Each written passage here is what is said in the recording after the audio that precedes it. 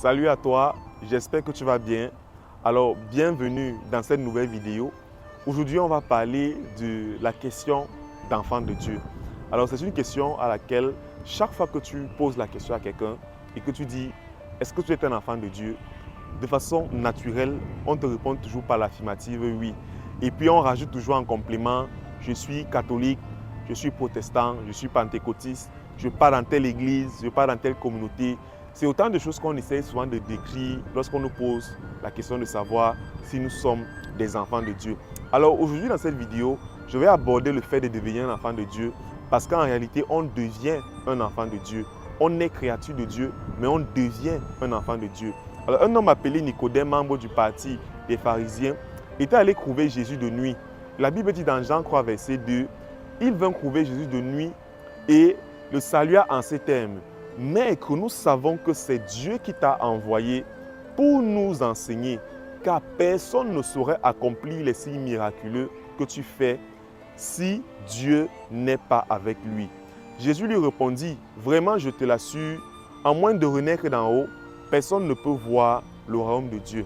Reconnaître que Jésus-Christ était celui que Dieu t'avait envoyé, reconnaître les signes et les prodiges que Jésus faisait, ne faisait pas de Nicodème un enfant de Dieu. C'est pourquoi Jésus lui a dit qu'il faut naître de nouveau. C'est le cas de plusieurs personnes aujourd'hui. En fait, plusieurs reconnaissent que Jésus est le Fils de Dieu. Plusieurs reconnaissent que Jésus a fait des miracles. Plusieurs reconnaissent que Jésus a fait des prodiges. Jésus est le Messie. Mais plusieurs ne sont pas enfants de Dieu.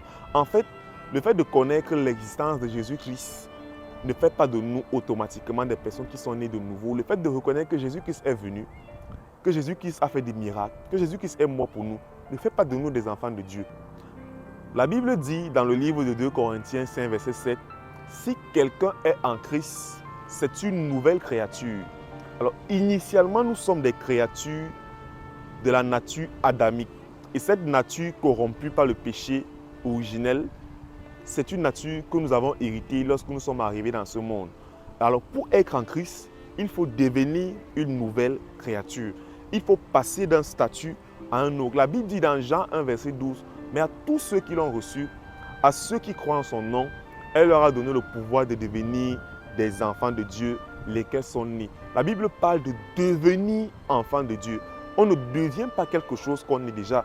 Je ne peux pas devenir un homme parce que je suis déjà un homme. Je ne peux pas devenir noir parce que je suis déjà noir. Donc en fait, lorsqu'on parle de devenir, on parle d'un état A, on parle d'une transition d'un état A vers un état B.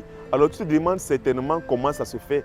Je veux que tu saches aujourd'hui que Nicodème se posait des questions sur la nouvelle naissance. En fait, il y avait une sorte de similitude. Il y a une similitude entre la naissance naturelle et la nouvelle naissance. Tout comme il faut un spermatozoïde et une ovule pour la naissance naturelle, pour avoir une naissance surnaturelle, c'est-à-dire naître de nouveau, naître de Dieu, naître dans le royaume de Dieu, il faut la sémence, et cette sémence, c'est la parole de Dieu.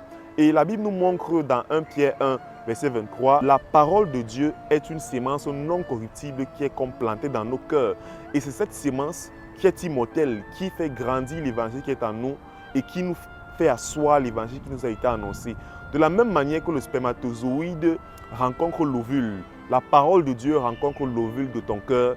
Et c'est parce que tu ne rejettes pas la parole qui t'a été enseignée, la parole qui t'a été prêchée concernant l'évangile, concernant la bonne nouvelle, qui a une fécondation au niveau de ton cœur et qui a une nouvelle naissance. Je veux que tu saches aujourd'hui que l'évangile qui t'a été annoncé, l'évangile qui n'est tout autre que Jésus-Christ, qui est venu, qui est mort pour toi. La Bible dit, Jésus s'est donné pour nous. Et la Bible dit dans Jean 3, verset 16, Dieu a donné son Fils unique, afin que quiconque croise en lui ne périsse point, mais qu'il ait la vie éternelle. Jésus est venu pour donner sa vie pour toi. Jésus t'a aimé dès le commencement. C'est pourquoi il a payé le prix pour toi. Même avant même que tu ne sois né, il avait déjà payé, il avait déjà donné le sacrifice, il avait donné de son sang pour que tu sois racheté. Alors je veux que tu saches aujourd'hui qu'on devient un enfant de Dieu.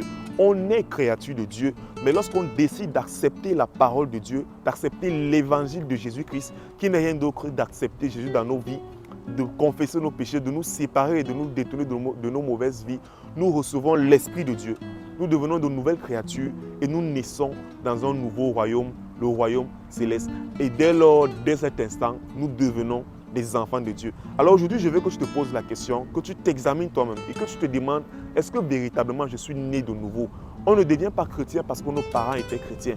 On ne devient pas chrétien parce que nous partons dans une église. On ne devient pas chrétien parce qu'on est dans une communauté.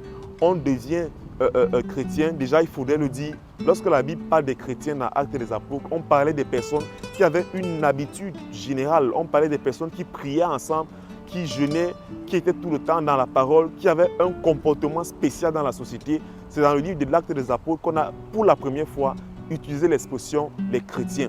Donc je veux que tu saches que pour devenir enfant de Dieu, c'est un processus par lequel, premièrement, on commence par se détourner de ses mauvaises voies, on accepte Jésus dans sa vie et on demande au Saint-Esprit d'entrer dans notre vie et ainsi on expérimente la nouvelle naissance et on devient un enfant de Dieu. Alors si tu veux devenir un enfant de Dieu après avoir regardé cette vidéo, n'hésite pas à m'écrire et ensemble, je partagerai avec toi, je te guiderai comment faire pour accepter Jésus-Christ dans ta vie comme ton Seigneur et ton Sauveur personnel. Que Dieu te bénisse. Shalom.